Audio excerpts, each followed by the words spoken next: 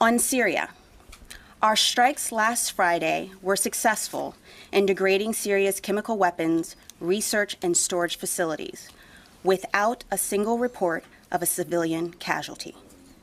This is a testament to the professionalism and precision of the U.S., UK, and French forces that carried out this mission.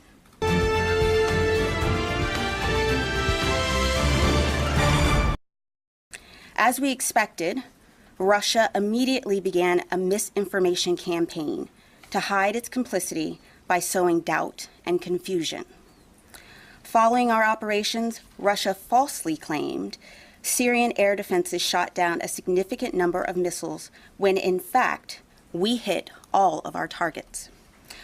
Of the surface-to-air missiles that the Assad regime launched, nearly every one was launched after the last of our missiles hit their targets. The Russian-manufactured air defense systems were totally ineffective. Russia and the regime demonstrated the ineffectiveness of their systems again 2 days later when those systems engaged accidentally. We have seen no indication the Assad regime is prepared to launch another chemical weapons attack. However, we remain vigilant. Yesterday, we were disappointed, but not surprised, to see the Organization for the Prohibition of Chemical Weapons team come under attack by small arms fire after arriving in Duma. Assad must know the world will not tolerate the use of chemical weapons under any circumstances. What happens next is up to Bashar al-Assad. The strike last Friday was separate and distinct from our mission in Syria, which remains the complete annihilation of ISIS. We remain committed to working by, with, and through the Syrian Democratic Forces, who have proven the most reliable partners in the fight against ISIS, to set the conditions for local governance to take root and thrive in liberated territories.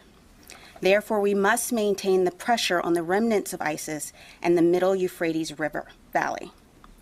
We must also maintain the 70-nation Defeat ISIS coalition in order to combat the violent terrorist group wherever it rears its ugly head, whether it's the Sahel, Southeast Asia, Afghanistan, Europe, or the United States. We will continue to support the United Nations-backed Geneva peace process and its special envoy, Staffan de Mistura. We support our diplomats who are working tirelessly to bring all parties to the table to negotiate a political resolution to the civil war that has cost far too many innocent Syrians their lives. However, the process will continue to be stymied as long as Moscow thwarts its progress and fails to hold Assad accountable for his regime's atrocities. We call on Russia to fulfill its commitments as the guarantor of the Assad regime's obligation to abandon its chemical weapons and prevent the regime from ever using chemical weapons again. With that, we'll take your question. Rita. Two things. One, General, I was wondering if you could give us some more specific BDA from the strikes. Dana mentioned that it did degrade chemical weapons. Were there chemical weapons in some of the storage facilities that you're able to assess? And do you have any further knowledge or convincing that there was sarin used as opposed to just what was said the other day, the suspected use of sarin? And then Dana, can you tell us, did the military and did the Secretary argue for a more limited strike in Syria with the knowledge that perhaps a more expansive strike might require congressional approval? General. So I'll begin by just referring you back to the photographs that we showed on Saturday. Those are pretty compelling when you take a look at the damage that we achieved against the 3 targets. So we assess that the weapons hit the target. We achieved the level of success that we wanted against those 3 targets. We believe that there was probably some chlorine and possibly sarin at possibly all of the sites. As you know, we don't have access to that site, so it's hard to go in and do that post-strike analysis except from a distance and with overhead imagery. So that's probably going to be an open question for a little bit of time, although we continue to look at those sites very closely through a variety of means. But I would tell you, as we really can improve in the assessment that we gave you Saturday, and the image is pretty compelling. Those 3 targets were knocked out.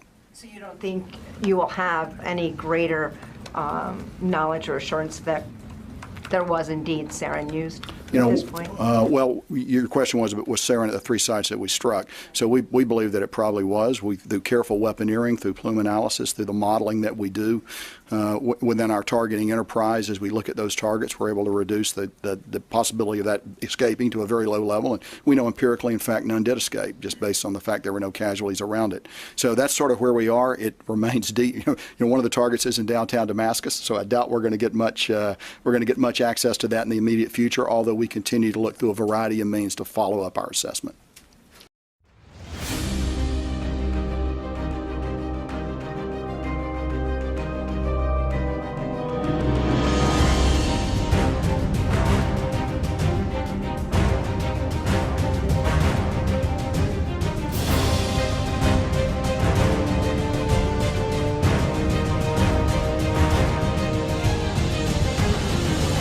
And with respect to the Secretary's advice and counsel, that is discreet and confidential between him and the President. However, what I can tell you is any option that the Secretary provides to the President, he has confidence in. Ultimately, it is up to the President to decide what options we actually execute. So the Secretary has provided options, and ultimately the President decided how we would do this. And to remember, we also had 2 permanent members of the Security Council. This was a combined operation, and therefore, and this was a successful mission. So the Secretary is perfectly comfortable with the options that he provided. Jennifer. Just to follow up on Lita's question, General, you say that empirically none did escape because there were no casualties, but couldn't that also mean that there were no chemical weapons at those sites? How do you know there were chemical weapons at the Sure. site? So based on all source intelligence, we assessed there were some chemical weapons at those sites. None escaped that we can see, but certainly we can't say with 100% certainty that that's the case. But we believe the absolute preponderance of the evidence is that there were chemical weapons at that site, to include elements of sarin, particularly at the Barza site. Okay. And then, did Russian warships threaten U.S. or British warships at any time? Did you take threats from Russia seriously that they could hit the Donald Cook, and is that why the Donald Cook wasn't used in this strike? So in no time did the Russians threaten the Donald Cook. As you know, there were 2 Russian FFGs, frigates in the Eastern Mediterranean. The Donald Cook was our only surface warship in the Eastern Mediterranean. During the strike, we had a significant combat air patrol overhead of the Donald Cook provided by U.S. European Command. So we didn't feel threatened at any point during that strike, and in fact, no threats were conveyed by the Russians. Their activities were actually professional in that they observed the rules of the road at sea, and the Cook was never threatened. And Dana, why was this not a NATO operation with the 29 members? Was that by design? It was the fact that NATO SecGen, we've had a lot of support from NATO. You've seen many NATO nations express support for the strikes. France and the UK were natural allies. Not only have we worked together for a long time, but we share common principles. We had to move quickly, and France and the UK were obvious partners. But it was not because NATO allies didn't want to participate? No, it had nothing to do with whether or not NATO allies wanted to participate. We wanted to react quickly, and UK and France were obvious natural partners. Tara. So General McKenzie, to follow up on Jennifer's question, at our briefing on Saturday morning, you'd mentioned that you'd be monitoring the sites for any sort of maybe signatures of chemical weapons being there. Has the U.S. been able to employ any of its sensors to detect if there was any chemicals there?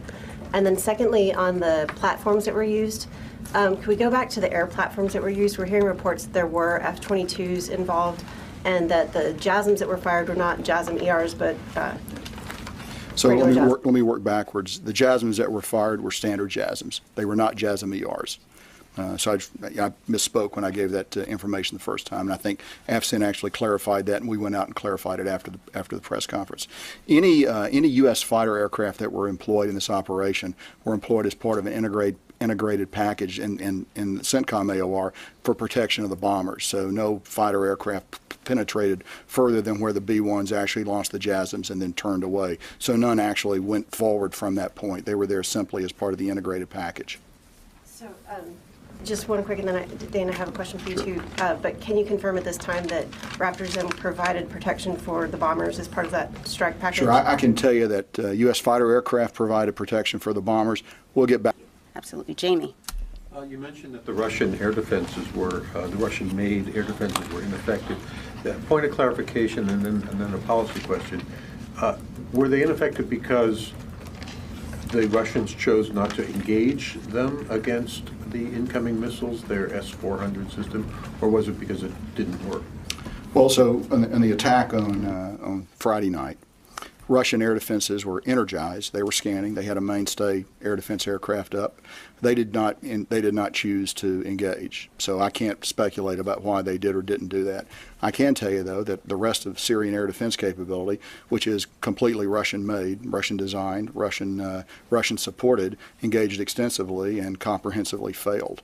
So I think there's a distinction there, and I recognize that. The Russians didn't do anything, although they're very closely allied to all the systems that the Syrians employed to no effect. So that brings me to the policy question, which is, what progress has been made in trying to convince Turkey not to go ahead with its purchase of Russian air defenses that would be incompatible with NATO and U.S. air defenses, and find some other solution so that we don't have that situation where a NATO ally is buying Russian defenses that perhaps aren't as good as ours?